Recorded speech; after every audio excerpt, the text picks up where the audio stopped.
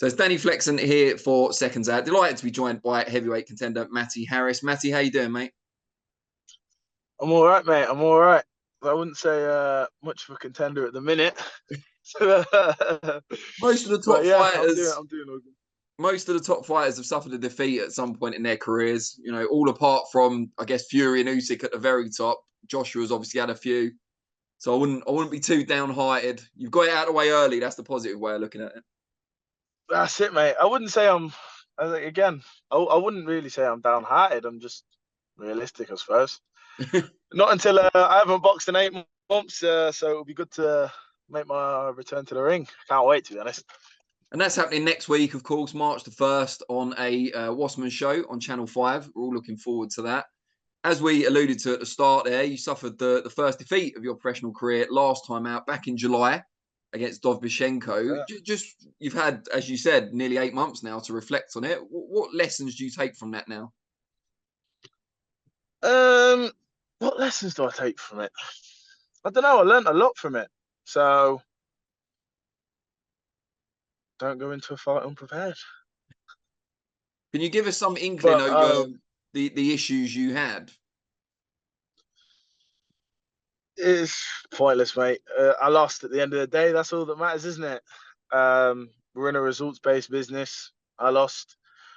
The reasons why are of no consequence. All that matters is that whatever mistakes I did make, I put it right and get back to winning ways.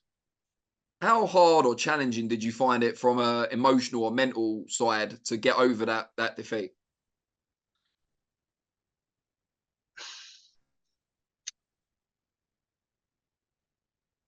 Oh, I'm not really like.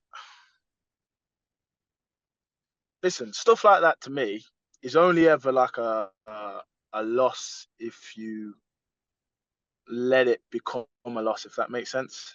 It's only really disheartening if I let it. I learnt my lesson from it. Um, at the time, obviously, I was gutted. I'm a competitor, aren't I? So at the end of the day, I want to be the best at what I do. So I learnt my lesson. I'm not really one to sit here and spin you some sob story. It don't really, it don't do nothing. You know what I mean? Well, since that, So sorry, go ahead. I was gonna say after the fight though, as I said, special shout outs time. Like my brother didn't leave my side for about 3 weeks. Slept on my sofa. Just wanted to make sure that I was all right. He knows I'm tough and I'm all right. Like, but yeah, and one of my mates as well, Troy, he stopped over at mine as well. They both slept well, obviously not at the same time, but they'd both been sleeping on my sofa just to make sure that I was okay. So I said, yeah, I appreciate them a lot for that. Yeah, well, it's good to have that support network. And on that note, you're now working with a new trainer in Peter Fury. Do you think that Yeah. still would have been the case had you come through the fight against Dovbychenko and won? Would you have made that change? No, no, I can't say I would because if it ain't broke, don't fix it. So blessing in disguise, But perhaps? you, it's difficult to answer that because says I by no means want to put any be disrespectful to my old trainer. I mean, he gave me a lot and he did a lot for me. A lot that people don't know about and will probably never know about. But as I said, he's and he was good for me and he helped me out a lot. So I said I got as far as I did, and everyone was kind of raving about the way I was boxing under him. Do you know what I mean? So as I says, whatever happened, and oh well. As I said, I lost now, and things were because of the circumstances, things had to change up. So I am where I am now. Um, as I said, I am working a lot harder than I've worked. I'm being pushed to different places that I hadn't been before. So, and it's good. I embrace it, like, because at the end of the day, there is that that old saying of what doesn't kill you makes you stronger. Um, and Peter's willing to test that. So he's definitely pushed me, but says I'm not dead. I'm still here, so we can time to go again. How did the link up between the two of you come about? Just called him. I've known him for when I first went up to spar Huey about 4 years ago. We got on really well. I was there with him for 5 months. I was boxing really well up there, and then I had a GB assessment. Then went and passed that, and whatever happened, and then I turned pro, and blah blah blah blah blah. So we kind of fell. We always stayed in touch though, like just the odd message here and there. And then it must have been about October time. Give him a call, and or maybe October, November, I can't remember. Then, but it's of no consequence anyway. Then we've gone up for a chat. We've and when I asked him, he said, "Yeah, of course." Like, as both know, Peter's not one to mince his words. And if I was rubbish, if he thought I was trash, then he wouldn't have took me on to train me in the first place. Which is, for me, not that I needed a confidence build, not that my confidence was down, but it's a big confidence boost anyway. It's a reassurance, isn't it, that what you think about yourself is valid. And he doesn't train many people as well. That's the other thing. He has a very select group of fighters, one of whom's his son. So to take on someone new outside the family, that's a pretty big deal. Yeah, absolutely, absolutely. And he's embraced me and pushed me as if I was anyone else, as if I was one of them. So, as I said, they've looked after me, and as I said, make sure. But the best way to kind of look after someone, I suppose, is to make sure that they achieve their potential. And he 100% pushes me, and every day to work harder and be better. And I am back out on March 1st, but I'm by no means a finished article of what I'll become under Peter. I mean, I've been with him for 4 months now, so of course these things take time. I am looking forward to being back out and as part of the circus again, I suppose. But it's as I said, despite me being back out and whatever else, I've still got a lot to learn. He even said it himself, and I'll tell you this, and he says that even if I go out there and knock him out in the first round, he says, I still won't be impressed. We've still got like a lot of work to do. So, as I said, it's a very humbling environment, and it's pushing me to be the best version of me, I suppose. What is it about Peter, either from the relationship you had before you joined him or since you've been up there over the last 4 months, that impresses you, that convinces you he's the right man to take you where you want to go, fulfill your potential? Listen, he's trained world champions, hasn't he? He knows what them training camps are like. He's been there. I'm always learning. You're always learning. You're always being pushed. It's a very work intense environment. Because there's so few of us up there, there's no hiding place in the gym. You are doing your work. So, and as I said, it is not one to mince his words. If you're doing something and it's wrong, he will tell you about it. So as I said, I like the honesty of the environment, I suppose. I'm sorry, I don't know why I keep coughing it since I started drinking this coffee. What's wrong with it? Just don't name the brand.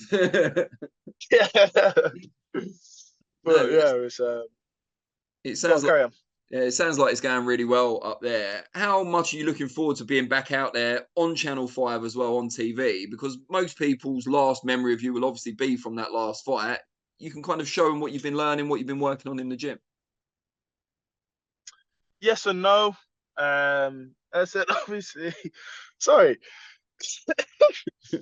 Oh, what was it? What was happened there? I was going to say, don't drink more No, coffee. Drink something no, it wasn't. else. Um, yeah, but I am looking forward to it, but it doesn't really feel like it's I don't know. As I said, it just feels like work. Like I've been working hard. I've been putting in the work. I've been doing sparring a lot of rounds, improving. So it feels like another day at the office, I suppose. Is it kind of an endorsement in the same way you didn't need a confidence booster from Peter, that Channel 5 Wasserman have got you straight back out on a TV show? You know, they obviously still believe in you. Of course, it's a endorsement, and as I said, I can't do nothing but thank them for that. And as I said, I appreciate them still taking that gamble on me, I suppose. Um, after a loss against no disrespect, but after a loss to a journeyman, I could understand why they would throw me in the bin as such. Do you know what I mean? But they've taken care of me, and it's like even Nissa. I was hearing from him every week after I lost. Hmm. Do you know what I mean? So as I said, I got it's a good place to be, and I'm very happy with um, how things are going there. And yeah, as I said, it is a confidence booster because at the end of the day, we are in the results business. So obviously, they still believe in me, and especially with a known trainer like Peter, they're more than happy with where I'm at. Now, you said earlier you've done lots of good sparring in preparation for this fight. Just tell us throughout your career some of the top names you've sparred, because just having a brief look earlier and when I interviewed you the first time as well, you've been in with a kind of who's who of the top heavyweights. Yeah. Um, I don't know. Honestly, I'd have to have a list in front of me. I couldn't tell you. I've been in with everyone, even down to your Francis Ngannou's and your Tom Aspinalls. I didn't know you'd been in with So Ngannou. I knew you'd been in with, Usyk and Chisora and Huey, obviously, and some of the others, but I didn't know you'd been in with Ngannou. yeah, and your AJ's, your Dylans, your AJ, of course. Yeah. Chisoras. Yeah, there's been in with pretty much everyone, like, but um, yeah, it's yeah, I've been in with I sparred Ngannou in before he fought Fury. Okay, so not that long ago. Yeah. It must have been September, October time. When was the fight? October. October, yeah, the end of October. Yeah, it was September, October time. I sparred him, but yeah, like I said, after the loss, I'm not really one to sit around and cry. I kind of got back to work and worked on improving on what I needed to improve. That was just one of them things that just came up. I got asked, I said yes, and went and done some rounds. From going in there with Ngannou before that fight, did you get any impression or idea that he was going to give Fury the trouble he ended up giving? No, No. no, I'm gonna be honest now. Watching the fight, I was very surprised. Yeah, I couldn't you weren't believe the it. only one. But, yeah, I genuinely couldn't believe it. I was thinking the fight was going to go a different way. But even down to, say, Tyson Fury, everybody has off nights. Yeah. Yeah, it happens. If it can happen to Tyson Fury, it can happen to anyone. So, yeah, it's one of those things. And he's fighting AJ next, as we know, a week after your fight, of course. Yeah, When did you work with AJ? How long ago was that? a year ago, I think. So quite recently still. Yeah, I think so. I can't remember when it was. Yeah. So how do you kind of weigh that one up then? Because as you said, maybe Ngannou, maybe it was Fury had an off AJ night. goes for him. Nah, AJ goes for him. Yeah. I didn't even need to finish the question. You're obviously very confident. Nah. AJ goes for him. Yeah. He's the thing with Ngannou that is quite challenging, I suppose, is his physical strength. Hmm. He's incredibly physically strong, and I imagine that was probably, when you first clash with someone, when you first come into that first clinch, I imagine that might have caught Fury by surprise. He's an incredibly strong individual, but when I met him, his abs were popping out for his top. Well, Like, I've never seen anyone so built so strong. And I remember he grabbed me when we was like sparring, like in a bit of a clinch, and I'd never felt like such a victim in all my life. Honestly, I was thinking it's the same with Tom Aspinall. yeah. When we were sparring, yeah, he had a little mess around and just grabbed me. Like, I've never felt like he could kill me if he wanted to, and there's nothing I could do about it. That is a humbling experience, I tell you. Them You won't MMA be guys moving over to MMA then no anytime chance. soon. No chance. that physical strength is something that again would take getting used to. And to be honest, we say that Fury had an off night. He got dropped, but he still, at the end of the day, the result spoke for itself. He still won. So Yeah, well, we shall see what happens. But then obviously I have to ask you about the other big heavyweight fight coming up. It's been postponed, but it's going ahead May the 18th, Fury and Usyk. You worked with Usyk, I believe. How long ago was that one? no, I've never actually worked with You Usyk. didn't. They asked me to go out. They asked me to go out to Poland for some sparring, but that was after I'd lost, so I never went. I'd stayed over here in the gym working hard, so and we were still trying to put things in place and put things back together, I suppose. So no, but for that fight, I'm back in the Brit, so you have to get behind the Brit, you know what I mean? Do you So find you get I'd a lot of fancy. call for sparring because you're a similar height to Fury? Yeah, I mean, big men that can move don't exactly grow on trees, you know what I mean? Um, it's like any big man that can move. He's like Fury. It's not, but that's just the way people see it. I mean, as I said, it's a rare thing, uh, being tall and being able to move. So people obviously, if they're gonna have to spar with Tyson, they'll fight with Tyson. They want someone in, I suppose, that's around the same kind of size, so they can try and figure out a game plan. But yeah, I mean, I forgot what I was going to say. Back to me. I was just waffling on. No, it's all Go right. on. It's all interesting. I was going to say it must be hugely beneficial for you as well, though, because at this stage of your career, very early stage, and you're young, you're getting to spar all Yeah. these top heavyweights. You must be getting challenged in some ways harder in the gym with those guys than you are in the ring at times. Yes, I mean, as long as it stays consistent, as long as I get consistent sparring, then of course you get the benefits of it. One-offs don't really make much of a difference, but it's like for this camp, I've been consistently sparring with top-level guys Mm. and working away. So, but yeah, sparring with and knowing that you can hang in there and do your thing still with some of the bigger names, it's obviously very encouraging. But at the end of the day, sparring, and then little 10-ounce gloves is it's very different. You know what I mean? What's it been like doing loads of work with Huey? Obviously, you've done it in the past, but this time round, he's obviously planning his own comeback as well. You're friendly, I take it, having now you've got the same trainer. But what's it like getting in there with him and doing the sparring? Of course, it's good. It's competitive. I suppose like we push each other.